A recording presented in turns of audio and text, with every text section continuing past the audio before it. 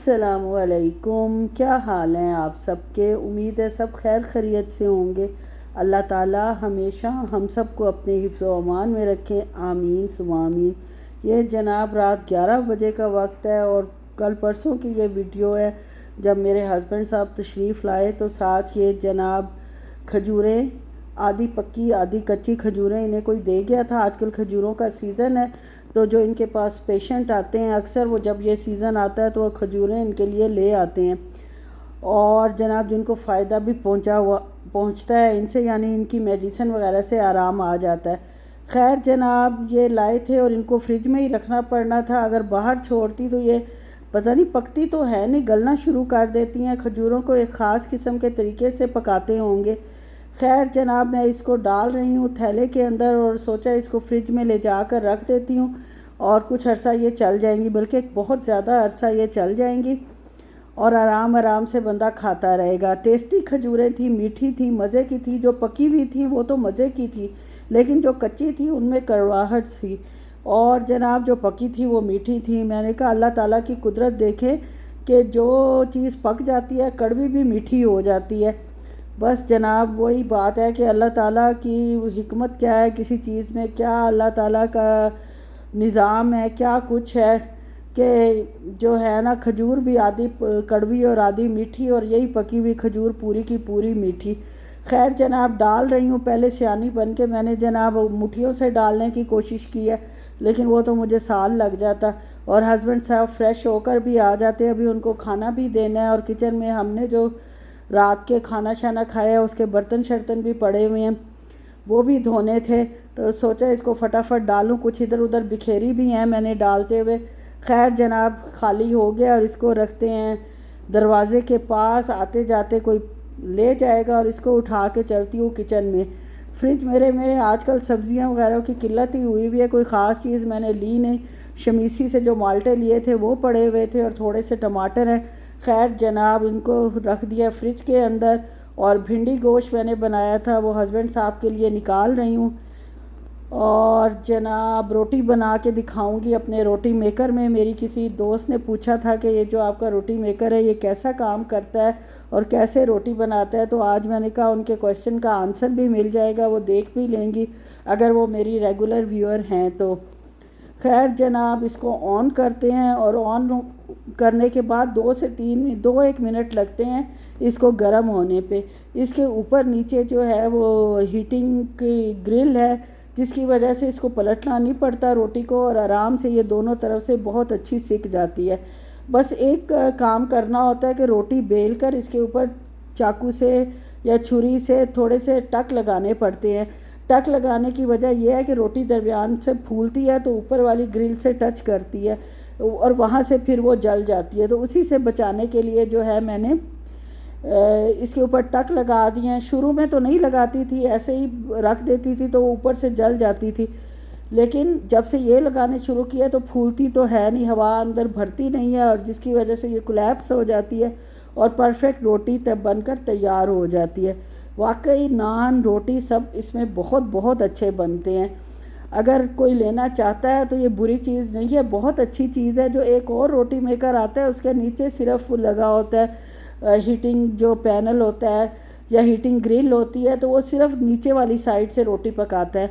लेकिन ये वाला जो अरेबिक ब्रेड मेकर है ये ऊपर नीचे दोनों साइड से पका के परफेक्ट रोटी जो है वो तैयार कर देता है और थोड़ी सी कड़क भी बना देता है। जिनको कड़क रोटी पसंद है उनके लिए ये बहुत अच्छा है, जिनको कड़क नहीं पसंद वो जनाब जल्दी इसको निकाल लें। खैर जनाब 2 मिनट में 1.5 मिनट में रोटी बन जाती है और ये बर्तन हमारे रात के पड़े हुए हैं जो मैंने आज लेट ही हो गई थी इसलिए धोए नहीं। अब हस्बैंड साहब आ गए तो हाथ के हाथ मैंने कहा इनको भी धो लेती हूँ और जब तक उनको खाना देकर आई हूँ खाने के बाद वो ग्रीन टी लेंगे और जो कलाकंद मैंने बनाई हुई है वो साथ लेंगे तो उनका भी माशाल्लाह जो है रात का कोरम पूरा हो जाएगा। ये रूटीन भी मैंने कहा किसी वक्त आपके साथ शेयर करनी चाहिए। सुबह की ज़्यादा करती हूँ क्योंकि उस वक्त बंदा एक्टिव होता है, काम भी ज़्यादा होता है और शाम का टाइम वैसे मैंने वीडियो के काम के लिए रखा होता है कि शाम को मैं वीडियो का काम करूँगी, थोड़ी देर रेस्ट करती हूँ घंटा एक, उसके बाद जनाब उठकर चाय शाय पी और फिर अपना ये काम शुरू कर दिया। इसी में घंटा 1.5 घंटा लग जाता है। फिर वॉक करती हूँ 40 से 45 मिनट, वो भी रूटीन का हिस्सा है। फिर रात के खाने का टाइम हो जाता है, थोड़ी सी रील्स वगैरह देखी और बस इसी तरह जनाब हस्बैंड साहब के आने का टाइम हो जाता है। अब ये अगला दिन है, यानी ये फ्राइडे का दिन है और जनाब बंगाली भाई आए हुए हैं। आज हमारी पानी वाली बॉटल्स जो है वो बिल्कुल ख़त्म हो चुकी थी, तो मेरे हस्बैंड साहब, पहले तो हमारा जो बिल्डिंग का बंगाली है हारिस है, उससे हम ले लेते थे, लेकिन अब उसके पास बॉटल्स आ नहीं रही, तो मेरे हस्बैंड साहब को ख़ुद बकाले से जाकर लानी पड़ती हैं बॉटल्स। वो नीचे ले आते हैं बिल्डिंग के दरवाजे तक और फिर बंगाली जाके इनको ऊपर चढ़ा देता है लिफ्ट के ज़रिए और अंदर भी रख देता है।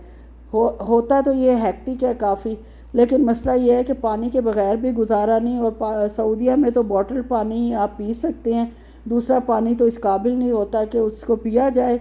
और अगर पीना क्या, बालों का भी सत्यानाश होता है, इतने बाल गिरते हैं इस पानी से कि आप लोग तसव्वुर नहीं कर सकते। हमारे घर में जब सफाई होती है सिर्फ बाल और थोड़ी सी मिट्टी निकलती है। अब जनाब शाम का टाइम है और मैंने काले चने की पानी वाली चाट बनाई थी, बनी बहुत मज़े की थी। रेसिपी आपके साथ शेयर नहीं की तो माजरत इसके लिए। और जनाब जो बच गई थी उसको डालकर मैं रख देती हूँ फ्रिज के अंदर, और जब भूख लगेगी, सबसे बेस्ट स्नैक मुझे यही लगता है दही भल्ले या चाट। इनके अंदर ये है कि हेल्दी स्नैक्स होते हैं, कोई इसमें चिकनाई नहीं होती, कोई सख्त चीज़ नहीं होती जिसकी वजह से वज़न बढ़े या कुछ हो, तो इसलिए ये मुझे सबसे बेस्ट लगती है। या कोई फ्रूट ले लिया, ड्राई फ्रूट ले लिया। आप लोगों को भी यही मशवरा है कि अगर भूख लगे तो या तो चाट टाइप स्नैक्स ले ले, चीनी जिसमें ना हो, गुड़ का इस्तेमाल थोड़ा सा कर लें, बहुत थोड़ा, या शहद का या डेट सिरप का। और आज जनाब मैंने एक रील देखी थी कि जो दही फुल्कियाँ हैं, फुल्कियों का जो मटेरियल है वो फेंट फेंट के वाइट कर लेते हैं। अब मुझ में तो इतनी हिम्मत नहीं कि मैं इतना फेंट सकूं, तो मैंने कहा ब्लेंडर में फेंट के देखती हूँ बेसन और पानी और नमक को, और फुल्कियाँ बनाते हैं आज जनाब बेसन की इस नए तरीके से। हालांकि इतना दिल नहीं था, सिर्फ इसको ट्राई करने के लिए अचानक मुझे ख़्याल आया और मैं जनाब फ़ौरन खड़ी हो गई काम करने के लिए। इसमें मैंने थोड़ा सा मीठा सोडा डाला है और इसको अच्छी तरह ब्लेंडर में फेंट लिया, और ये बिल्कुल इस तरह का मटेरियल तैयार हुआ था जैसे माश की दाल हम पीसते हैं ब्लेंडर में और माश की दाल के बड़े बनाते हैं। आप देख लें, बहुत शानदार ये पीस चुका है और फ्लफ़ी भी हो चुका है। और सफ़ेद ज़ीरा सिर्फ मैंने इसमें डाला है, नमक और थोड़ा सा मीठा सोडा। ये जो है काफ़ी अच्छे दही भल्ले हल्के फुल्के बने थे, बहुत सॉफ्ट थे और स्पॉन्जी दही भल्ले थे, यानी जैसे आपको माश के दाल के बड़े बनते हैं उस टाइप के थे। लेकिन मैंने ये छोटे छोटे करके फ्राई किए थे मीडियम का आंच के ऊपर। ऑयल फुल गरम नहीं किया था, थोड़ी सी अभी उसमें कसर थी ताकि ये आहिस्ता आहिस्ता उभर कर ऊपर आए और सही तरह गल जाएं और जनाब के अंदर गुठली शुठली ना बने। और जनाब मैंने सारे अब इसमें डाल रही हूँ हल्के हल्के करके, और जैसे इसके अंदर गए हैं इनके अंदर सुराख भी हो गए हैं और ये फूलने भी लग गए हैं, जैसे तैर के ऊपर आते जा रहे हैं। और बड़े अच्छे फ्लफ़ी से मज़ेदार से लाइट वेट बने थे। इसका मतलब है बेसन को भी जितना हम फेंटेंगे उतने अच्छे भल्ले जो है फुल्कियाँ हमारी तैयार होंगी। और जो मेरी तरह सुस्ती का मारा हुआ है, हाथ से नहीं फेंट सकता, वो इसी तरह ही फेंटे कि उसको ब्लेंडर में डाल ले या हैंड बीटर से बीट कर ले, और मज़े के छोटे छोटे आपने डाले थे मोटे मोटे, आपकी फुल्कियाँ तैयार हैं। और इसको आप अब जनाब रूम टेम्परेचर पर लेकर आएंगे, गरम आप इसको बिल्कुल नहीं पानी में डालेंगे। छोड़ दिया मैंने इसको काफ़ी देर के लिए। जब ये बिल्कुल ठंडी हो गई है 15-20 मिनट बाद, तो मैंने इसके अंदर डाला है पानी के नमक। लोग हींग भी डालते हैं लेकिन मैं हींग नहीं डालती। हमारी पाकिस्तान में हींग का इतना इस्तेमाल नहीं होता, सिर्फ पेट शेट में दर्द हो तो लोग यूज़ करते हैं। तो जनाब ये पानी में भीग रहे हैं और बेटी साहिबा को भूख लग गई है।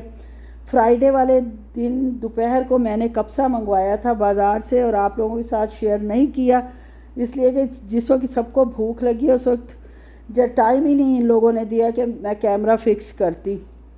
खैर कप्सा ज़्यादातर बेटी के लिए आता है, वही बहुत शौक़ से खाती है। और भिंडी जो है वो माशाल्लाह अभी तक चल रही थी और इसको मैंने उसके साथ भिंडी दे दिया और बस वो ले जाएगी गरम करके और अपना एंजॉय द लाइफ करेगी।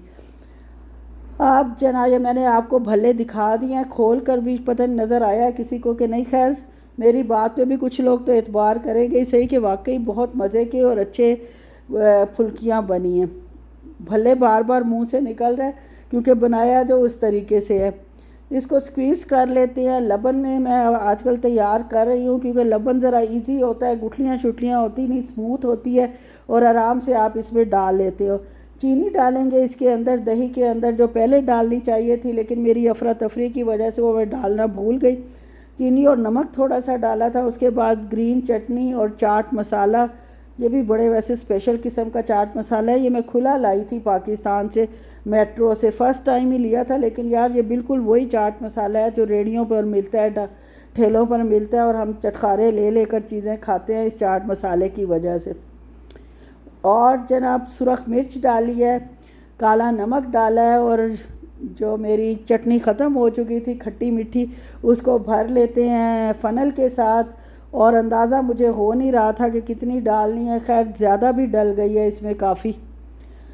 जो दूसरी दफ़ा मैंने डाली है वो तो अल्लाह ने ही मुझे बचाया है नीचे इसको गिरने से, और सारा जो गंद मचना था और सफाई मुझे करनी पड़ती वो अलहदा स्यापा था। शुरू बड़े जोश से किया था ये काम करना कि जहन में आया है तो कर लूँ, लेकिन आखिर तक जब ये इतना स्यापा पड़ने लगता है तो मुझे यकदम जो है थकावट फ़ील होने लग जाती है। जब भी किसी चीज़ का खिलारा पड़ना शुरू होता है ना तो मुझे थकावट शुरू हो जाती है। खैर जनाब मैनेज कर लिया था अल्हम्दुलिल्लाह। और ये जनाब मैंने ठेले वाले या फ्लफ़ी जो बेसन बना के, बहुत फ्लफ़ी बेसन वाले दही फुल्कियाँ जो हैं वो तैयार कर ली। ओके जी, यहीं तक था मेरा